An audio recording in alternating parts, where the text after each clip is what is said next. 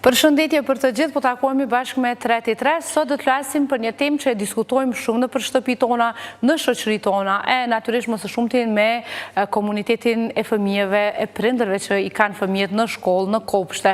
Pra, do të flasim për fëmijët që mund të kenë probleme të ndryshme në zhvillim, mund të kenë vonesa, a janë shkollat tona të gatshme për këta fëmijë, sa janë mësuesit tanë të pranueshëm ndaj këtyre fëmijëve, shoqëria dhe gjitha të tjerat. Flasim me ekspertin e arsimit, zotërin Gjavit Regja, që kemi këtu. Faleminderit që jeni me ne. Faleminderit për ftesën. Dhe kemi psikologën klinike Ema Skeja. Faleminderit gjithashtu. Faleminderit, Raimonda. Fillojmë ndoshta me ju, sa kemi fëmijë prindër që sot kërkojnë që të shohin se sa që ndoshta një problem i vogël në shkollë, pastaj sjell një identifikim tjetër, por kur mund vim ne prindërit të marrim një këshill, apo do duhet të ishte e zakonshme që secili fëmijë të ketë një vlerësim psikologu që është duke u zhvilluar siç duhet, i ka aftësitë në të nxënë, i ka aftësitë e zhvillimit në mënyrë të duhur. Po, Raimonda, ideja është këto. Fëmija 0 deri në 6 vjetë ka një periudhë shumë të rëndësishme të zhvillimit. Dhe gjatë kësaj periudhe është gjithmonë mirë që para se të kalojmë në klasë të parë, të shohim të identifikojmë nëse kemi ndonjë vështirësi bazuar në komunikim, bazuar në sjellje të fëmijës, jo patjetër gjithmonë vonesat në zhvillim, por ne po flasim dhe për sjelljen, ne po flasim për kapacitetet e fëmijës, se si sillet në ambiente të ndryshme dhe të njëjtën kohë për aftësitë e tij për të kuptuar, për të vepruar dhe për të marrë informacionin si e përpunon. Por zakonisht është bërë pak më trend kohët e fundit, pas fillimit të klasës parë, prindërit të kenë nevojën të takojnë psikologun. Pse po ndodh kjo? Sigurisht për shkak se po shohim vështirësi që mund të hasin për të përshtatur në klasë, vështirësi që mund të kenë në mësim nxënje, vështirësi që mund të kenë qëndrimin ulur në tavolinë për të kryer një detyrë të caktuar. Dhe krejt këto po janë shkaktarët të cilët po i nxisin prindërit. Dhe sigurisht që asnjëherë nuk është vonë, por gjithmonë duhet të marrim një mendim profesional nëse kemi vështirësi të tilla. Po e them vetëm kështu butësisht, asnjëherë nuk është vonë, sepse ka disa çrregullime të caktuara të cilat mund të themi që është shumë vonë pas kësaj moshe të kthjellemi si prindër ose si shoqëri dhe të themi që këtu është problematika. Pra sa më herët më mirë. Çdo identifikim i hershëm dhe çdo vëmendje e prindrit në raport me këtë identifikimin është shumë e rëndësishme këto. Unë besoj që gjatë vazhdimit të emisionit do të diskutojmë pse është e rëndësishme dhe çka po ndodh, por si për fillim që detyrimisht çdo identifikim i hershëm është shpëtim për fëmijën dhe për komunitetin. Zotëri Regja, e tha që ndër të tjera një fëmijë mund mos shndrojë ulur, nuk dëshiron të shndrojë ulur, por shkollat në Kosovë janë ende pak tradicionale. Fëmia duhet të shndrojë ulur, duhet të dëgjojë mësuesën, duhet të bëjë detyrat. Kemi fëmijë sot që heziton, për shembull, të mësojë një shkronjë ose të shkruajë me të dorës ose me të shkrimit. Pra, ne tashmë e tha që këto ndodhin kur shkojmë në klasë të parë, ndoshta jo shumë herët i vrejmë këto ndryshime ose këto probleme që mund të trajtohen, por çka duhet bëjmë ne fillimisht tek shkollat që këto të jenë pjesë e përditshmërisë së shkollave, që shkollat të jenë pak më gjithëpërfshirëse me të vërtetë, jo vetëm të jetë fjala gjithëpërfshirje. 3 çështje, përafërsisht e 4-ta ishte gjithëpërfshirja. E para, kjo kur thatë ju duhet, nuk duhet. Krejt çka duhet në shkollë është zhvillimi i fëmijës, zhvillimi i potencialit të tij në bazë të mundësive dhe nevojave të fëmijës. Te thot Kushtetuta e Kosovës. Kushtetuta nuk thot duhesh me ndajt ulje, duhesh me ndajt kam. Thot që shkolla, shteti jep 300-400 milion për me zhvillu fëmijët, me zhvillu potencialin e tyre në bazë të nevojave të tyre, por shumë e rëndësishme edhe mundësive.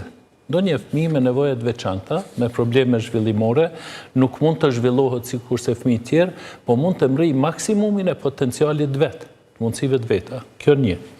E dyta, shkolla nuk është aty me tregu çka duhet e çka nuk duhet fëmia me bë, po duhet me kriju kushte më të mira të mundshme, se gjithë kemi kufizime, edhe materiale, edhe profesionale të tjera, që secili fëmijë të zhvillohet në zbatim të këtij parimit të kushtetutës, po edhe të ligjeve.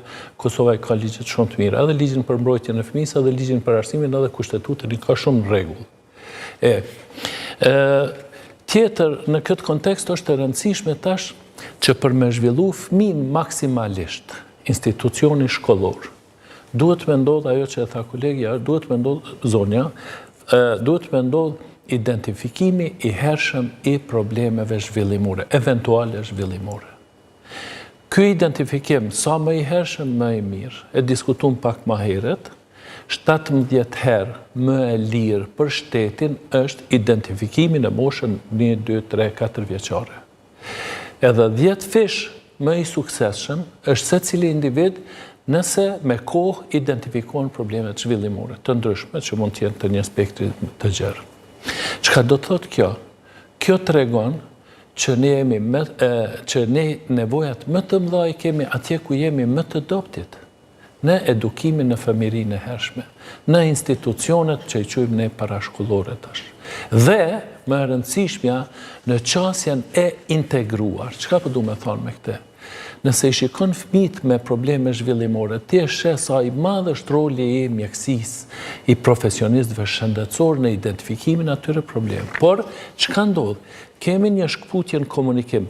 Doktori e ka identifikuar se prindërit brengosën, e çojnë te doktori, e kuptojnë shumica se çka është problemi, por në shkollë atje ku ka më shumë fëmijë, ku është mësuesi, sa të mundën e mbajnë për vete, sa të mundën kërkojnë shërbime për problemin që e kanë identifikuar, po jo të gjithë. E tregojnë, edhe kjo mandej krijon edhe vonesa në identifikim edhe tjerë. Po ashtu, mos komunikimi i drejtorit me shkollën ndikon që ai problem nuk trajtohet si duhet, se problemi më i mirë është me trajtu me fëmijë tjerë, duke ju integruar, duke mësuar, duke u ndërtuar me fëmijët e tjerë.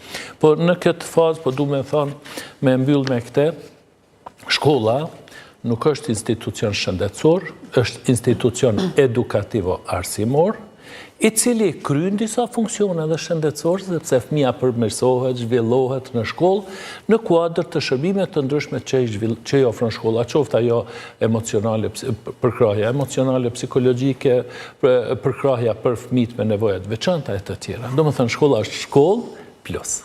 Por ne sot, për shembull, në shumicën e këtyre shkollave nuk i kemi asistentët. Ju i përmendet ligjet, ligjërisht duhet i kemi. Disa nga fëmijët që kanë më shumë nevojë nuk i kanë, ose prindërit i paguajnë vetë. Shikoni, ka asistent. Edhe prindërit paguajnë, po edhe shteti është duke u zbatuar koncepti asistentëve të fëmijëve me nevojat veçanta, me qindra janë punësuar, një numër shumë të madh i angazhojnë prindërit e tjerë. Nuk është Kosova çaq keq. Por unë mendoj se e keqja është në konceptin, në logjikën, në mënyrën se si i përdorim ne këta asistent. Edhe asistent për fëmijë me nevojat veçante, edhe asistentët në klasë, edhe këshilltarët në karrierë, edhe psikologët. Unë mendoj se janë të i përdor gabimisht. Këta profesionistë, unë nuk mendoj se duhet me punu me fëmijën, ata duhet me punu me mësimdhënësit, në rend të parë. Me mësimdhënësit. Pse? Krijoj ti një psikolog, le ti krijon 30 mësimdhënës të vetëdijshëm për identifikim edhe trajtim, edhe mos injorim të probleme zhvillimore të fëmijës. Edhe mandej psikologu shkon merret me ndihmon në identifikim, këshillon për trajtime të tjerë, por nuk duhet psikologu me shku me mbajt si seanca klinike me fëmijën. Jo, ajo mbahet në shëndetësi. Një. E dyta, qëta asistentët për fëmijë me nevojat veçanta.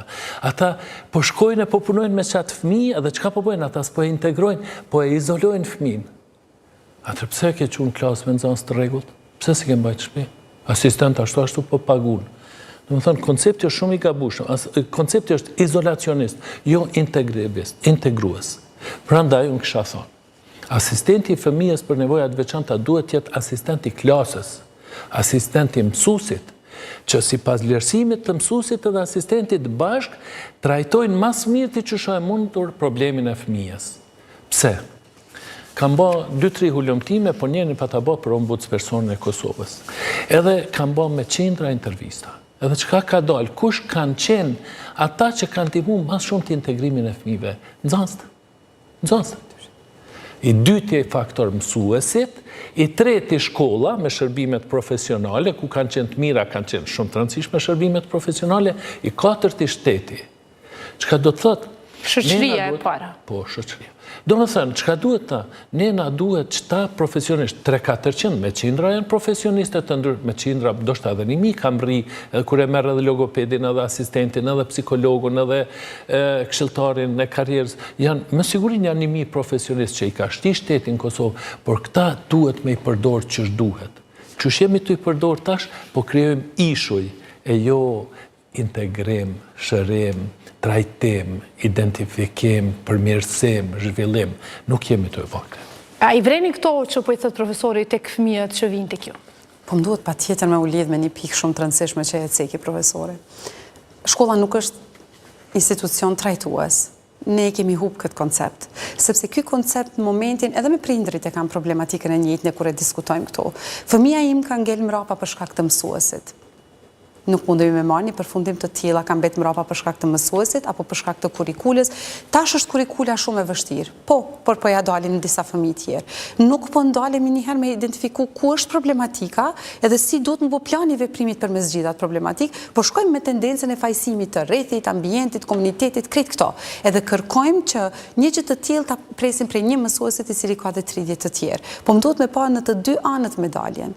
Në anën tjetër, pyetjat të cilën po ma drejton Raimonda është shumë e arsyeshme sepse tek fëmijët ne vrejmë problematika shumë të mëdha dhe pse është shkolla gjithë përfshirëse që këta fëmijë të funksionojnë në ambientet sociale. Cilat janë ambientet sociale? Është kopshti, është shkolla, është edhe parku i fëmijëve aty jashtë dhe këta fëmijë kanë nevojë të jenë pjesë e shoqërisë duke bashkëpunuar me të tjerët. Plani individual i një fëmije sigurisht shkon me disa rregulla të caktuara. Dhe bëhet, planifikohet, sa i ka kapacitetet fëmija, aq shkon me atë plan individual. Por plani individual cakton paraprakisht. Cakton, po du me folë dhe në aspektin pozitiv që ka bën plani PIA. Cakton në cilat fusha fëmija është më mrapa dhe pse duhet plan programi të thjeshtëzohet për këta fëmijë dhe kjo nuk do të thotë thjeshtësimi që ne ja lehtësojmë fëmijës, por ne e bëjmë fëmijën çfarë do problematike që ka dhe është përcaktuar për problematikën, e bëjmë ta kuptojnë në atë mënyrë më lehtë, jo pse ne ja lehtësojmë. Kam shumë shpesh hasem në diskutime të tilla ku jo mësuesja nuk pranon në këtë mënyrë t'ja bëjmë testin fëmijës. Fëmija ka një vështirësi në të shkruar, por është në gjendje të komunikojë shumë mirë dhe është në gjendje të tregojë shumë mirë lëndën për të cilën ka mësuar. Mësuesja thotë që kur krejt fëmijët bëjnë test duhet me bëjë edhe ky test. S'mujmë shkel rregullat. Nuk është shkelje e rregullave sepse ne nuk e lehtësojmë. Pyetjet e testit po i bëhen me gojë fëmija se fëmija nga dalsim të shkrimit ka. E pse ka nga dalsim të shkrimit? Sepse ka vështirësi në të nxënë. U identifiku është, raporti është, por çish po bëhet kjo përcjellja që është ta profesori, këtu po i hasin problematikat më të mëdha. Përcjellja e informacionit prej shëndetësisë në arsim, këtu po ngelemi në këto vështirësi. Ndoshta edhe anasjelltas. Ndoshta edhe anasjelltas edhe këtë aspekt duhet me shiku.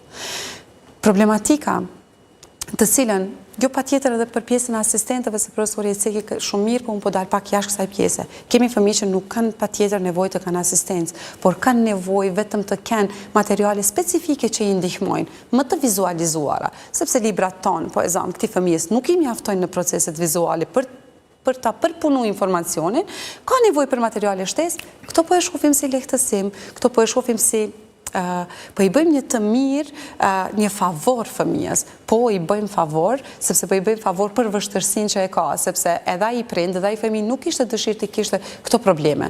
Këto nuk janë favore, këto janë funksionalizime të nxënit për fëmijët. Interesante dhe çështja tjetër që u përmend ishte prindërit. Tani sepse u tha shoqëria, natyrisht prindërit kur në një klas mund të ketë një fëmijë me vonesa, mos themi patjetër me nevoja të veçanta, mund të ketë me vonesa në zhvillim, pastaj kur shoqëria nuk e përqej, shoqëria e pranon, u tha që të parët kanë dalë shokët dhe shoqet që e ndihmojnë, por këtu hyn në rol pastaj prindërit e këtyre fëmijëve, në përgjithësi shoqëria kosovare. Sa kemi ne ende punë që të jemi një shoqëri më pranuese, jo vetëm kur e kemi në familje, por edhe në shoqëri, jemi më të hapur me këta fëmijë, me nevojat që ata kanë, me ndihmën që duhet dhënë më shumë, sepse ndoshta ndonjëherë shoku i ndihmon më shumë se sa mësuesja, e tha dhe profesori në hulumtim ka dalë që shokët ndihmojnë më shumë. Edhe po ashtu edhe shumë hulumtime tjera dhe më mbështesin këta. Është një karakteristikë. Unë gjithmonë e them këtë. Socializimi nuk fillon në kopsht. Socializimi fillon brenda familjeve tona, sepse ne jemi figurat kryesore në raport me fëmijët tonë, gjyshërit tanë, nënat, baballarët, hallat, tezet se cili antari familjes, mënyra e socializimit brenda familjes i jep një model fëmijës të cilën do ta përcjell në shkollë. Në klasë nuk kemi 30 fëmijë, po kemi 30 familje. Gjithmonë e mbroj këtë ide. Një fëmijë brenda shtëpisë shef se si bëhet empatia, si krijohet empatia, po shef dhe të kundërtën si realizohet bullizmi. Ne nuk mund ta zgjidhim bullizmin sot për nesër. Bullizmi është një çështje afatgjate. Empatia, krijimi i empatisë është një çështje afatgjate. Por në gjithë përfshirje, fëmijët të cilët nuk kanë problematika në zhvillim dhe mbështesin shokun dhe shoqen që kanë problematika, kjo është diçka që nuk paguhet shumë lehtë. Kjo është diçka që fëmijët tanë po bëhen shumë të vetëdijshëm që jo secili jemi të barabartë, edhe kur kemi vështirësi duhet ta ndihmojmë tjetrin, sepse nuk është marrë, si e quajmë na, ti ndihmojmë tjetrin ose të kërkojmë ndihmë, sepse mos të harrojmë, kjo është edhe ana sjelltas. Nëse ne i ndihmojmë dikujt, do ta kemi më lehtë dhe të kërkojmë ndihmë. Dhe kjo është proces empatik, dhe kjo është proces i cili fëmijës me shkollë nuk i mësohet, po i mësohet me këto çështje sociale të cilat ata po përballen çdo ditë. Ndoshta fëmijët e tu, ndoshta fëmijët e mi, po flasim në shtëpi dhe po tregojmë ky ka këtë vështirësi, kjo ka këtë vështirësi. Dhe vetëm një pyetje mjafton në shtëpi brenda javës. Çka ke bë ti sot për shokun tënd? Tregoj nanës, çka ke bë ti sot për shokun tënd? Po jo. Po a mendon që duhesh me bë diçka për shokun tënd? Po e ka asistenten e vet. Okej, nëse i bjen guma duhet patjetër gomën më marr asistenti apo ti ai që shkon? Ose pushimi i gjatë është asistenti as duhet me qenë në pushim gjatë me të. Jeni ju, jeni bashk, kapeni.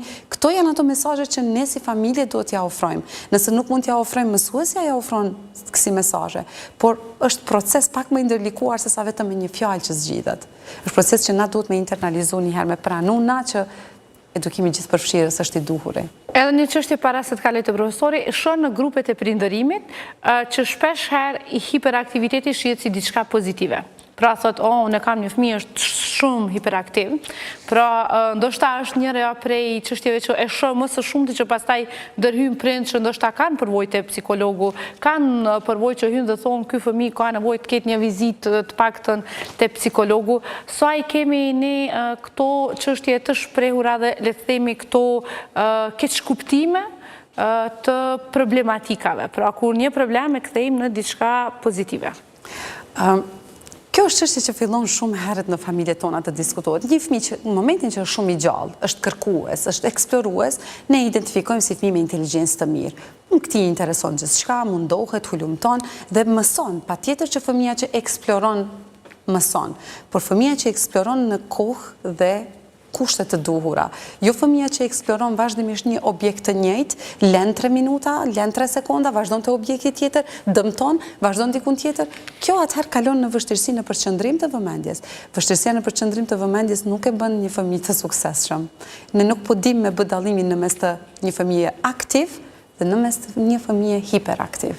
Fjala hiperaktiv është diagnozë, nuk guxojmë ne me e përmend si fjalë nëse nuk ka raportu në testet të caktuara me këtë problematik. Andaj, këto koncepte, para se me i përdor, duhet me pas kujdes që kemi nevojë një herë nëse ne mendojmë që fëmia jon ka vështirësi në përqendrim vëmendjes dhe hiperaktivitet, të marrim një përgjigje, një raport mbi të cilin ne mund të mbështetemi. Se jo çdo fëmijë hiperaktiv duhet të jetë shumë i Zotit në jetë. Përkundrazi, për të mbri shumë shkallë, do të prish shumë gjëra në jetën e tij. Duke filluar prej familjes, sepse është vështirësi shumë e madhe si proces, qoftë në aspektin e mësimdhënies, qoftë në aspektin e mbajtjes një ore mësimore. Ti në shtëpi atëherë ke vështirësi me mbajt vëmendjen e tij duke i bërë detyrat e shtëpisë. E çka ndodh kur ai është edhe në 30 fëmijë tjerë.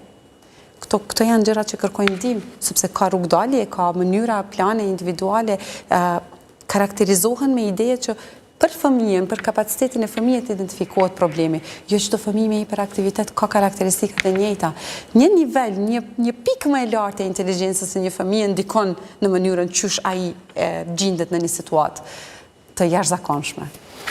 Po shkruani vazhdimisht, besoj keni ndalë disa çështje që do doja t'i ndalni me ne. Deshta me u lidh në 2 sende. E para është vlerësimi, me të drejtë u theksu, një qasje shumë e ngushtë, e petrifikuar, e ngushtësuar e mësimdhënëse ndaj vlerësimit. Shpesh më thrasin për mu këshillu mësimdhënëse, thonë, e ka 1.3 atjap, 1.4, a del 2, a si del 2, kjo është kur vlerësimi bëhet qëllim në vetë. Në të vërtet, vlerësimi është një instrument për me pa a i ka mbri në nxënësi rezultatet mësimore. Shembull, fëmia rezultate mësimore. Fëmia e përshruan një situatë për një çështje etike, po e marrë. Çka është mirë, çka është keq. Tash, vlerësimi nuk duhet po dashka, jo, duhet gjithë bëjnë test, pse po dashka edhe ky me bë test. Ndoshta te unë, po jap një ilustrim kështu, te unë studenti mundet me zgjedh, a don me hy me alternativa, identifikimi e zgjidhjes, a don me hy me ese, me rrëfy, me tregu në një mënyrë më të strukturuar një zgjidhje të caktuar, a don me bë prezantim në grup, sepse ka qef me punu në grup edhe mu shpreh në grup, apo don me prezantu në poster vetë, sepse nuk don me punu në grup, nuk është i prirur me punu në grup, po e shpreh të njëjtin mesazh edhe në poster, apo sheh. Do të thënë, çështja e diferencuar me pa që nxënësi a ka një qëndrim të caktuar për të mirën e të keqen, ti mundesh në shumë mënyra me gjetë, edhe nuk është vlerësimi, testi, qëllimi veti, po qëllimi veti është me vrejt arsimtari, me diagnostifiku mësimdhënien e vet, a i kanë mërri nxënës në një pikë të caktuar ajo, e jo për me dënua se me i tregu nxënësit çka s'po din. Do të thënë, tash po kthehem në një farë mënyre për mua, po edhe për shkencën arsimore, çdo nxënës është me nevojat veçanta. Çdo nxënës është individ në veti, ka fundi fjalës vet kolegja tha, çdo fëmijë, çdo situatë individuale është shumë specifike në veti, inteligjenca më e lartë, inteligjenca më e ulët, situata familjare, gjendja materiale, shokët në klasë, shkolla e bulizmit, shkolla e përjetimeve në familje të tjerë. Këto të gjitha krijojnë situata krejtësisht individuale, të cilat ndikojnë edhe në arritjen ose mos arritjen ose nivelin e caktuar të arritjes së rezultateve mësimore. Prandaj, qëndrimi im është, mësimdhënësit janë thelbi. Ekspertët, profesionistët të ndryshëm, duhet të ndihmojnë mësimdhënësit që t'i identifikoj çështjet, t'i trajtoj sa më së miri, edhe mandej edhe të kërkojnë ndihmë prej profesionistëve për me çu matutje shkallën e trajtimit atij problemi, duke i trajtuar gjithë fëmijët si individ, si pasuri, si margaritar që kanë nevojë për vëmendje edhe zhvillim që i përshtat mas mirë atij. A i trajtojmë ne si individ? Shkolla kosovare nuk është ç'ka qenë. Ka zhvillime, ne me PISA, me çdo rezultate që po bën, nuk jem të i pa plot mësimdhënës shumë të mirë, nuk jem të i pa përpjekjet e tyre, plot shkolla të mira, nuk jemi të i pa, edhe plot prindër shumë të angazhuar, sidomos në zonën e Prishtinës, prindërit tregojnë angazhim shumë më të madh. Domethënë, nuk jemi të i pa të mirat, tash.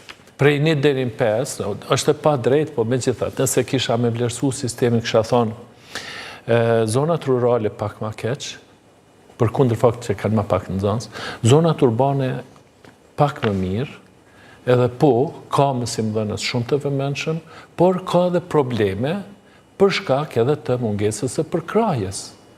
Kur mësimdhënësi nuk i ka kushtet e mira, kur nuk ka përkrahje profesionale, kur prindi nuk e kupton situatën e fëmijës e vet, atëherë normal që e ka ma vështirë edhe me qenë i mirë edhe ma vështirë është. Por, a kemi na? Po kemi, ka shumë mësimdhënës të mirë. A është mënyrë sistematike qasja? Nuk është, për shkak se shteti e ka atë konceptin e gabuar se çish po i trajtojmë fëmijët me nevojat individuale të fëmijëve. Jemi të izolu e jo të integru që thash më herë. Çka duhet bëj shteti më shumë? Ju thati kemi ligjet e mira, por në praktik çka të bëjmë më shumë? Ligjet me zbatu pak më mirë. Qasja integruese duhet jetë edhe të asistentët me nevojat veçanta, qasja integruese edhe të psikologët, qasja këshilluese për krase instruktuse, udhëzuese për mësimdhënësit, që mësimdhënësi më bëj pak më psikolog se që është. Pedagogjia, psikologjia, motra.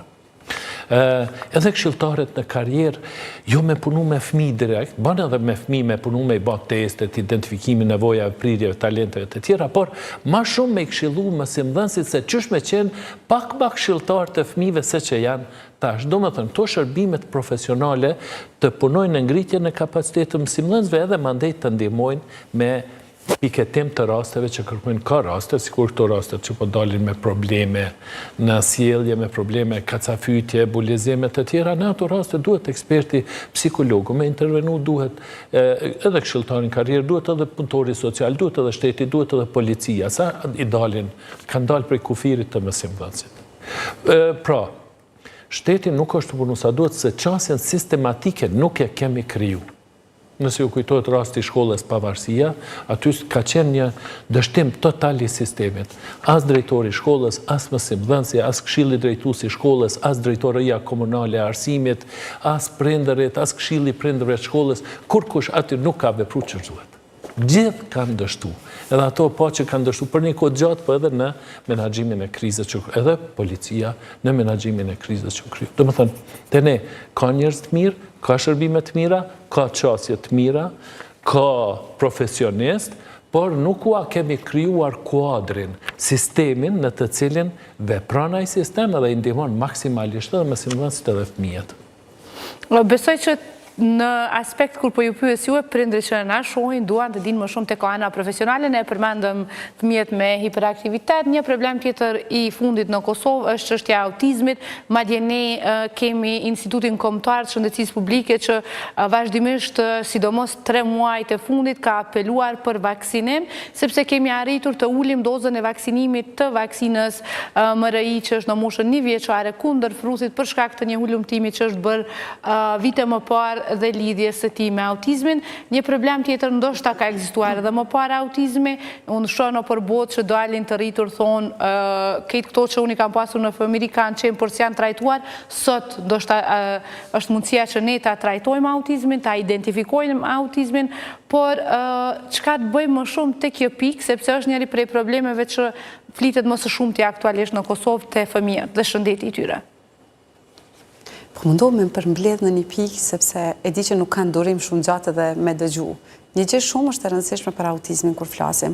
Nuk guxojmë me pa autizmin si një dukuri shumë të veçantë prej çdo gjëje tjetër, sepse kur ne flasim me prindërit në momentin që dyshojmë për diçka për shenjat e autizmit, njëherë dyshimet e para janë vështirësinë të folur, vështirësinë në bashkëpunim, vështirësinë në kontakt, sjellje agresive ose vinë me disa koncepte prindrit të cilat paraprakisht i kanë lexuar, i kanë hulumtuar, që padyshim të gjithë i bëjmë. Sot më nuk shkojmë as te mjeku për çfarëdo shqetësimi që kemi pa lexuar paraprakisht, dhe unë e kuptoj shumë mirë. Por çka duhet t'i vëdësojmë gjithmonë në takimet e para apo në përgjithësi prindrit është që autizmi ka qindra simptomatologji dhe këto qindra simptomatologji nuk bashkohen tek secili fëmijë në mënyrë të njëjtë. Këtu është problematika. Fëmija im po mendoj që nuk është autik, sepse ato që e lexova thot që i bëjnë duart kështu. Ajo është kategorizim, është stereotipi, stereotipia mund të bëhet kështu, mund të bëhet duke u rrotulluar, mund të bëhet në komplet një mënyrë tjetër që ndoshta asnjëherë as unë nuk e kam parë. Por duhet me e ditë ku me e kategorizu, sepse janë 6 simptomatologji mbi të cilat ne nisemi që të dyshojmë. Por çka po bëjmë në rastet kur po kemi 3 simptomatologji, këto po e them pak me mbledh, sepse ka kohë që po e përpunoj si informacion. Nëse i ka veç 3, atëherë mundet me qenë ADHD se është shumë i lëvizshëm. ADHD-a, po e dim ne attention deficit disorder, jemi nisë me qëto, kjo pak ma e letë me pranu.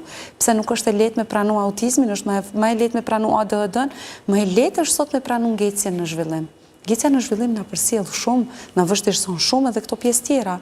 Identifikimi i hershëm është shumë i rëndësishëm te ngecja në zhvillim. Dhe ne çdo gjë tjetër përveç autizmit shumë lehtë po e pranojmë sot. Po e shoh në përgjithësi në kohët e fundit si po realizohet kjo. Autizmi, nëse është e mbrojtur inteligjenca, bën mrekullira. Një fëmijë që ka simptomat e autizmit dhe ka të mbrojtur inteligjencën, që gjithmonë mendoj që ky është faktori kryesor vlerësues dhe po them që duhet me u drejtu dhe me u vlerësu në persona të duhur, sepse autizmi nuk e vlerëson dhe nuk e trajton logopedi me njëherë, por duhet me qenë ekipi profesional me psikiatrin dhe psikologun klinik që të identifikojnë se çka dhe pastaj kur duhet me ndërhy logopedi patjetër që do të ndërhy, kur duhet ergoterapeuti patjetër do të ndërhy, secili ka fushën e tij të caktuar. Nuk mund të marrim mbi supë të punojmë me diçka që ne nuk dim të punojmë me atë, vetëm thjesht për të bërë punë ose thjesht për të ndihmuar prindin se ka ardhur me kërku ndihmë te unë. Mund të vi të kërkojnë ndihmë, por mund të mos jem personi i duhur për këtë ndihmë. Duhet të dim dhe të referojmë, duhet të vetëdijsohemi që duhet të referohen, sepse Autizmi nuk mundojmë me pa vetëm në aspektin psikologjik, duhet me pa edhe në proceset fiziologjike, duhet të bashkëpunojmë edhe nutricisti këtu, duhet të kuptojmë se cilën gjë, se cilën sjellje ta analizojmë pse po ndodh kjo. Andaj sot është bërë si koncept shumë i vështirë, është bërë si koncept shumë i papranueshëm si ide në momentin që prindërit. Do të thonë gjithçka më thuj vetëm autizëm mos më thuj, por në fakt simptomatologjit janë prezente. Dhe unë nuk kam nevojë me i thonë këto, por i them hajde bashkë po i zbërthejmë simptomatologjit. Kjo është prezente këtu sepse nuk po e bën këto. Nuk po më shikon në sy, kur nuk më shikon në sy, se shqetësimi më i madh është nuk po flet fëmia. Pse nuk flet një fëmijë me autizëm?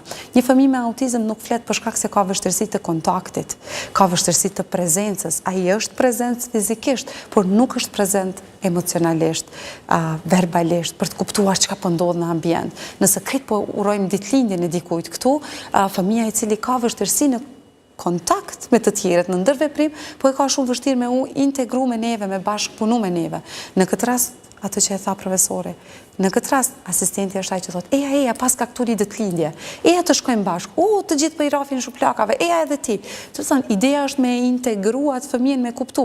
Kjo është pastaj procesit mësuar, nuk do të thotë që fëmijët me autizëm kanë vështirësi në të mësuar, ata mësojnë, por mësojnë më ndryshe se gjithë të tjerët. Mënyra të mësuarit më tepër shkon vizualisht, në mënyrë pamore, dhe mënyra të mësuarit atyne nuk shkon shumë përmes fjalëve, bëje këtë, bëje atë, por duke kuadru dhe duke e nxit dhe stimulu vazhdimisht në ambiente.